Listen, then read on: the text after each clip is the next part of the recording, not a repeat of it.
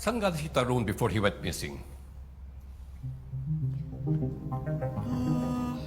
Naningil siya sa Belmonte, tapos nagpunta siya ng Balagtas at San Remo.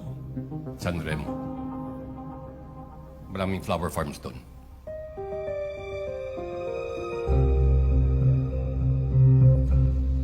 Doon ka na mag-umpisa, Max. Isa-isahin mo lahat ng bahay doon. Tanungin mo kung may nakakakilala sa kanya.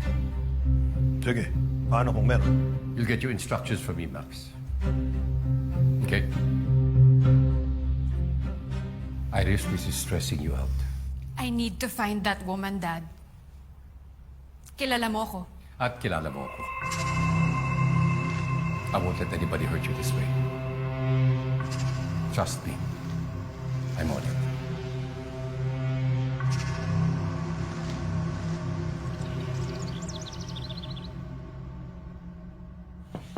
Nak. Nay.